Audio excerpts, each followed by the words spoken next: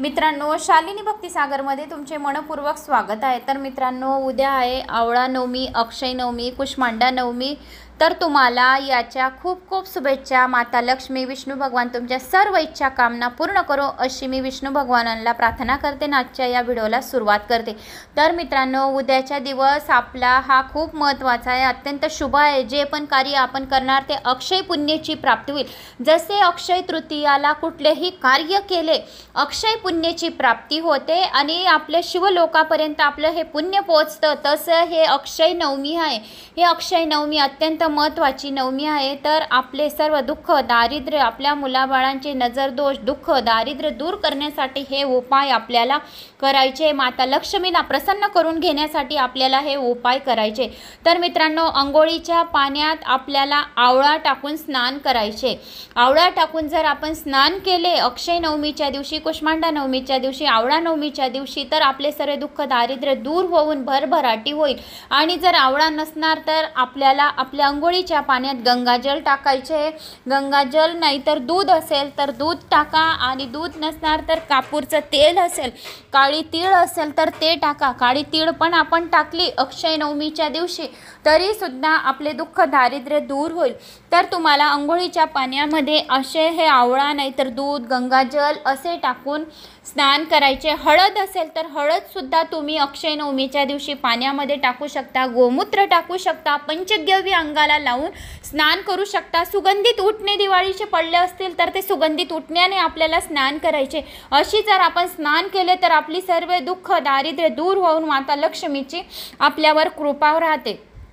तर उद्या आहे रविवार, तर उद्या आपल्याला तुळशीला पाणी घालायचं नाही आहे, कारण की माता लक्ष्मी तुलसी माता ही विष्णू भगवानांसाठी व्रत ठेवत असते। जर आपण रविवारी तुलसीला जल अर्पण केलं तर माता तुलसीचे व्रत भंग होईल आणि त्याचा दोष आपल्याला लागेल, म्हणून आपल्याला तुळशीला जल अर्पण करायचे नाही। तुलसीला दीपदान जरूर करायचे, तुलसीची पूजा जरूर करायची, पण जल आपल्याला अर्पण करायचं नाही। जल आपल्याला सूर्याला अर्घ्य करून द्यायचे।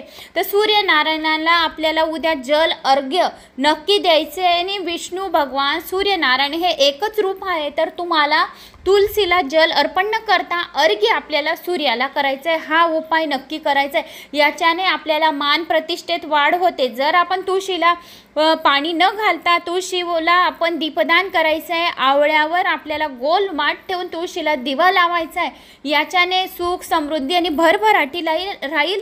आणि 3 प्रदक्षिणा ओम नमो विष्णवे नमः, ओम नमो भगवते वासुदेवाय नमः असा मंत्र जप करत आपल्याला तुळशीजवळ 3 प्रदक्षिणा घालायच्या, म्हणजे आपली अक्षय पुण्याची प्राप्ती होईल। जे आपण 3 वेळा प्रदक्षिणा घातली तर विष्णू लोकापर्यंत आपली ही प्रदक्षिणा पोहोचेल आणि विष्णू भगवानांची आपल्यावर कृपा राहील। आणि सूर्यनारायणाला जर आपण अर्घ्य दिले तर मान प्रतिष्ठेत वाढ होते। आणि ओम गृणीताय नमः या मंत्राचा जप करायचा आहे, आणि दिवसभर पण ओम नमो विष्णवे नमः, ओम नमो विष्णवे नमः या मंत्राचा आपल्याला जप करायचा आहे।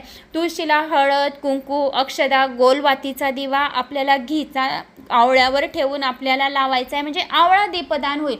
नंतर आपल्याला आपल्या देवघरात सुद्धा देवांना अंघोळ घालण्याच्या वेळी आवळा पाण्यात टाकून द्यायचं आहे। देवांची स्नान पण आपल्याला आवळ्याच्या पाण्यानेच करायची। गंगाजल टाकायचे, हळद टाकायचे, दह्याने दही आणि हळदने छान देव स्वच्छ करून घ्यायचे, आणि मग आवळ्यानेच आपल्याला आरती करायची विष्णू भगवानांची। जर दिवा असेल त्या दिव्यावर आवळा ठेवा आणि आवळ्यावर फुलवाट ठेवा, आणि विष्णू भगवानांची ओम जय जगदीश हरे ही वाली आरती तुम्हाला आवळ्यानेच करायची। याच्याने विष्णू भगवान खूप प्रसन्न होतील आणि आपल्या मुलाबाळांची प्रगती नक्की होईल, एवढं मला गॅरंटी आहे। तर तुम्ही पण हा उपाय नक्की करा। नंतर आपल्याला 12 वाजता आवळ्याच्या झाडाखाली जेवण करायला जायचे। आवळ्याखाली आपल्याला 4मुखी दीपदान अर्पण करायचं आहे। 4मुखी दीपदान केल्याने आपल्या चारी बाजूंनी लक्ष्मी मातेची आपल्यावर कृपा राहील। कनकधारा स्तोत्राचं उद्या पठण श्रवण नक्की करायचं आहे। विष्णू सहस्रनाम, विष्णू गायत्री मंत्र, लक्ष्मी गायत्री मंत्र आणि कनकधारा स्तोत्र, लक्ष्मी अष्टक या मंत्रांना खूप महत्त्व आहे। तर उद्याच्या दिवशी तुम्हाला ही सेवा नक्की करायची। आवळ्याच्या झाडाखाली दूध हळद आणि कुंकू अक्षदा असे जर आपण पूजा केली, आवळ्याच्या झाडाखाली कनकधारा स्तोत्र जर आपण अर्पण केले, बताशे असतील, लाये असतील, ते नैवेद्याला घेऊन जायचे. जर आपण अशी पूजा केली तर आपल्यावर विष्णू भगवान खूप प्रसन्न होतील आणि दुःख दारिद्र्य नक्कीच दूर होईल. आणि आपल्याला त्या आवळ्याच्या झाडाची पूजा जी केली आहे त्याच झाडाची आपल्याला छाल काढून आणायची, आपल्या पदरमध्ये झोली पसरवायची आणि विष्णू भगवानांना प्रार्थना करायची, हे विष्णू भगवान, तू आमचे सर्व दुःख दारिद्र्य दूर कर. आम्हाला घर नसणार, ज्याला घर नाही त्याने घरासाठी प्रार्थना करावी. ज्यांच्या मुलासाठी प्रार्थना करायची आहे त्यांनी आपल्या मुलांसाठी प्रार्थना करायची. पदर पसरवायचा विष्णू भगवानांच्या जवळ. आपल्याला आवळ्याच्या झाडाखाली अशी म्हणजे त्यांची सावली झाडाची आपल्या अंगावर पडेल तर आपले सर्व पाप जळून भस्म होतील. आणि आपल्याला आपला पदर पसरवायचा आहे आणि विष्णू भगवानांना प्रार्थना करायची आहे. आपलं नाव बोलायचं आहे, आपलं गोत्र बोलायचं आहे. मी शालिनी प्रवीण लोहार, गुजराती. अक्षदा माझी मुलगी, अक्षदा प्रवीण लोहार. माझ्या मुलीसाठी मी कामना करत आहे. गोत्र वशिष्ठ. माझ्या मुलीचा आज MDSचा नीटचा पहिला पेपर आहे, हे विष्णू भगवान, तर तू तिला इतकी चांगली बुद्धी दे MDSच्या नीटच्या पेपरसाठी की ती सही आन्सरवर टिक करे. गणपती बाप्पा, सरस्वती माता तिच्या पेनावर विराजमान होऊन जाओ आणि तिला चांगली बुद्धी प्रदान करो माझ्या मुलीला.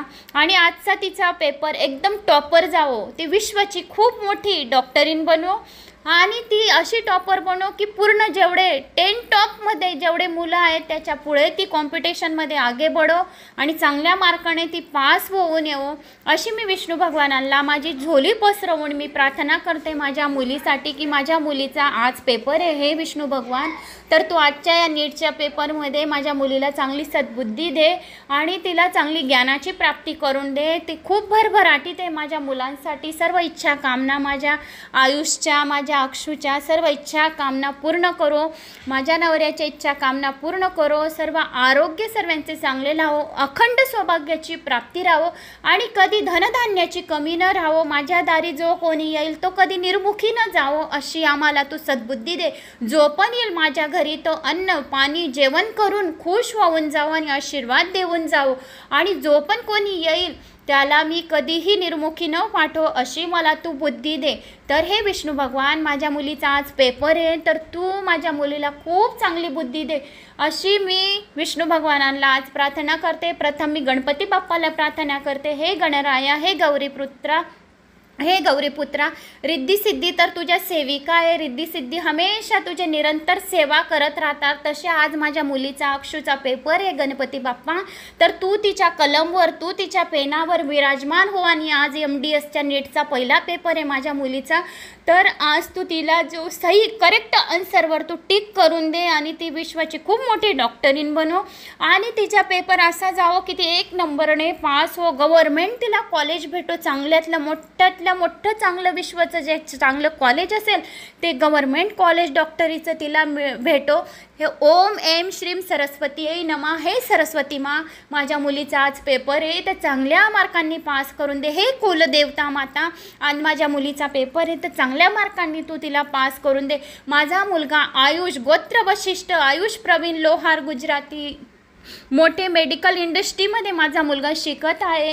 हे विष्णू भगवान, तर माझ्या मुलाला खूप खूप ज्ञानाची प्राप्ती दे, खूप भरभराटी दे, आर्थिक प्रगती करो, खूप त्याचे बिझनेस हो आणि खूप मोठा विश्वाचा बिझनेसमॅन हो. तुझी कृपा जर राहिली तर माझा मुलगा खूप मोठा विश्वाचा बिझनेसमॅन होईल. माझी मुलगी खूप मोठी विश्वाची डॉक्टरी होईल. आणि गोत्र वशिष्ठ प्रवीण रामलाल लोहार, गुजराती, माझा नवरा खूप मोठा विश्वाचा बिझनेसमॅन होईल. गोत्र वशिष्ठ शालिनी प्रवीण लोहार, गुजराती, खूप मोठी विश्वाची यूट्यूबर हो. अशी झोली पसरवून आपल्याला आपल्या मनाची कामना करायची. जसे मी माझ्या मुलांसाठी झोली पसरवून कामना करत आहे, विनंती करत आहे, खूप किल्यावण्या करत आहे माझ्या मुलांसाठी, माझ्या नवऱ्यासाठी, माझ्यासाठी, आमचं घर खूप पुढे घेऊन जावं, अशी तुम्हाला प्रार्थना करायची आपल्या मुलाबाळांसाठी. तर विष्णू भगवान आपल्या मुलाबाळांसाठी नक्की आपली प्रार्थना ऐकतील. फक्त पाहिजे श्रद्धा आणि विश्वास. तर विश्वासाने तुम्ही दीपदान करा आणि दिवा लावा, तर नक्की विष्णू भगवान आपल्याला मदत करतील. मदतीला गणपती बाप्पा येतील, सरस्वती माता येईल, लक्ष्मी माता येईल, कुबेर भगवान साक्षात तिथं विराजमान राहतील. शिव पार्वती भगवान तिथे विराजमान राहतील। तर अशी आपल्याला आपल्या मुलांसाठी कामना करायची आणि आवळा दीपदान करायची, आवळ्याच्या झाडाची पूजा करायची आहे। कोणाची निंदा नासलती चुगली करायची नाही आहे। कोणी तर करतील तर चालेल, पण आपल्याला निंदा नासलती करायची नाही, नाहीतर आपण एवढी पूजा करू तर सर्व पूजेचे फळ आपल्याला मिळणार नाही। तर ही आवळा नवमी 2024 कार्तिक महिन्यात आवळा नवमीचा सण हा साजरा केला जातो। याला अक्षय नवमी असेही म्हणतात। या सणात आवळ्याच्या झाडाची पूजा केली जाते। तर या जाणून घेऊया तर कधी आहे त्याचं महत्त्व। शुभमुहूर्त कार्तिक महिन्यातील शुक्ल पक्षमीला तिथीला नवमीला आवळा नवमी असे म्हणतात। तर विष्णू आणि देवी लक्ष्मीशी संबंधित आहे। या दिवशी आवळ्याच्या झाडाची पूजा केल्याने देवी लक्ष्मी माता खूप प्रसन्न होते। तर आवळा नवमीचे पूजाविधी, शुभमुहूर्त, योग असे आपण जाणून घेऊया। पंचांगानुसार यावेळी कार्तिक महिन्याच्या शुक्ल पक्षातील नवमी तिथी 9 नोव्हेंबर शनिवारी रात्री 10:45 सुरू होत आहे। तर 10 नोव्हेंबर रविवारी रात्री 9:01 राहील। कारण नवमी तिथीचा सूर्योदय 10 नोव्हेंबर रविवारी होईल, म्हणून या दिवशी आवळा नवमीचा सण रविवारी साजरा केला जाईल। तर अक्षय नवमीला पूजेचा शुभ मुहूर्त सकाळी 6:40 तर दुपारी 12:05 राहील। याशिवाय इतर शुभ मुहूर्त पण आहेत। तर शुभ मुहूर्त सकाळी 11:48 ते दुपारी 12:32 अभिजित मुहूर्त आहे। सकाळी 8:03 तर 9:26 पण चांगला मुहूर्त आहे। सकाळी 9:26 तर 10:48 पण शुभ मुहूर्त आहे। दुपारी 1:33 तर 2:55 पण खूप चांगला मुहूर्त आहे। या विधीने तुम्हाला अशी आवळा नवमीची पूजा करायची आहे। आवळा नवमीचा एक दिवस आधी म्हणजेच 9 नोव्हेंबर शनिवारी रात्री सात्विक भोजन करायचं आहे, ब्रह्मचर्याचं पालन करायचं आहे। 10 नोव्हेंबर रविवारी सकाळी लवकर उठून आंघोळ केल्यानंतर हातात पाणी, तांदूळ, फुले घेऊन व्रत पूजेचा संकल्प करायचा आहे आणि सांगितलेल्या शुभ मुहूर्तावर आवळ्याची झाडाची पूजा करायची। सर्वात आधी मनातल्या मनात देवी लक्ष्मीची प्रार्थना करायची। त्यानंतर शुद्ध गाईच्या तुपाचा दिवा लावावा। हळद, कुंकू, फळे, फुले इत्यादी गोष्टी एक एक अर्पण करा। आवळ्याच्या झाडाच्या मुळाशी पाणी घाला। आवळ्याच्या झाडाच्या खोडाला कच्चा सूत किंवा मौली गुंडाळून 8 प्रदक्षिणा घाला। शक्य असल्यास या दिवशी आवळ्याच्या झाडाखाली बसूनच कुटुंबासह जेवण करा। कथासुद्धा ऐकावी। कनकधारा स्तोत्राचं पठण करावं। विष्णू सहस्रनामाचं पठण करावं। लक्ष्मी गायत्री मंत्र, विष्णू गायत्री मंत्राचं पठण करावं। आवळा नवमीला सुहागीन ब्राह्मण महिलेला सुहाग साहित्य जसे चुनरी, लाल बांगड्या, मेहंदी, बिछोडी इत्यादी पण तुम्ही दान करू शकतात। आवळा नवमीची कथा। एकदा देवी लक्ष्मीच्या मनात महादेव आणि भगवान विष्णूची पूजा एकत्र करण्याचा विचार आला। तेव्हा त्यांनी विचार केला की भगवान विष्णूला तुळस प्रिय आहे आणि शिवजींना बेल प्रिय आहे। तर दोन्ही झाडांचे गुण आवळ्यामध्ये असतात। देवी लक्ष्मीने विचार केला की आवळ्याच्या झाडाची पूजा केल्याने या दोन्ही शिव आणि विष्णू देवतांची पूजा एकत्र करता येते। असा विचार करून देवी लक्ष्मीने विधिविधानाने आवळ्याच्या झाडाची पूजा केली। देवी लक्ष्मीच्या भक्तीने प्रसन्न होऊन भगवान शिव आणि विष्णूही तेथे प्रकट झाले। देवी लक्ष्मीने त्या दोघांना आवळ्याच्या झाडाखाली स्वतःच्या हाताने बनवलेले जेवण वाढले, ज्यामुळे दोन्ही देवता खूप प्रसन्न झाले। तो दिवस होता कार्तिक महिन्याच्या शुक्ल पक्षातील नवमी तिथीचा होता। तेव्हापासून या तिथीला आवळ्याच्या झाडाची पूजा करण्याची परंपरा सुरू झाली आहे। तर ती आतापर्यंत चालू आहे। तर अशी ही आवळा नवमीची कथा होती। शुभमुहूर्त होतं। कसे तुम्हाला दीपदान करायचे, शिवलिंगावर पण तुम्हाला आवळा अर्पण करायचे। शिवलिंगाच्या वरती ती झारी असते, जलाधारीच्या जवळ तुम्हाला आवळा अर्पण करायचं आहे आणि जे शिवलिंगावर जया, विशेरा, शामरी, शामरी बाली जिथून आपलं जल थेंब थेंब पडतं त्या जलाधारीमध्ये एक आवळा टाकून द्यायचा आहे। तर दिवसभर आवळ्याचंच पाणी त्या शिवलिंगावर पडेल, तर याच्याने बी दुःख दारिद्र्य दूर होतील। तर त्याच्यात तुम्हाला आवळा टाकून द्यायचा आहे। तर अशी तुम्हाला आवळ्याचे मी खूप काही महत्त्व सांगितले आहे। तर उद्याच्या दिवशी आवळा खायचा आहे। आवळा खाल्ल्याने आरोग्य चांगले होते। तर मित्रांनो, खरोखरच माझ्या मुलीचा उद्या पेपर आहे MDSच्या नीटचा। तर प्रार्थना करा की माझ्या मुलीचा अक्षूचा चांगला पेपर जावो MDSच्या नीटचा। BDS ती कंप्लीट झाली आहे डॉक्टरीची, आता MDSचा पेपर देत आहे। तर तिचा पेपर आहे उद्या। तर मी हे खरोखर प्रार्थना करत आहे सर्व देवांना की तिला भोपाळला गेली ती पेपर द्यायला, भोपाळहूनच तिने संपूर्ण शिक्षण केलं आहे। तर मुलगा पण तिथंच आहे भोपाळला। तर त्यांचे दोघांचे खूप चांगले आयुष्य आणि खूप चांगले लाईफ राहावं हीच मी प्रार्थना करते, देवाला प्रार्थना करत आहे. तर विष्णू भगवान, माझ्या मुलीचा उद्या MDSच्या नीटचा पहिला पेपर आहे आणि खूप मोठा पेपर राहतो हा नीटचा.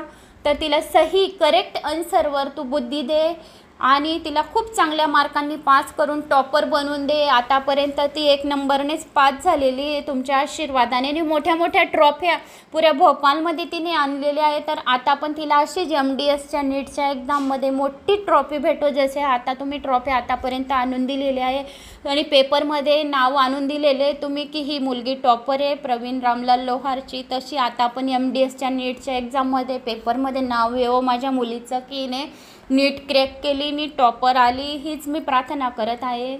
तर तुम्हाला बी असं वाटत असेल की अक्षूचा पेपर चांगला जायला पाहिजे तर नक्की कमेंट्स करा आणि देवाला प्रार्थना करा की तिचा पेपर खूप चांगला जावो. आपण जर कोणासाठी प्रार्थना केली तर आपल्या मुलांसाठी कधीच काही आडं येत नाही, त्याला पुण्यच प्राप्त होतं आणि त्याचे कामं सहजासहजी होतात. माझ्यावरून सांगत आहे, मी कधीच कोणाच्या कामाला अडथळा दिलेला नाही आहे, म्हणून भगवंताने माझ्या मुलांचे असे कामं सुरळीत लावलेले आणि सुरळीत होतात त्यांच्या आशीर्वादाने.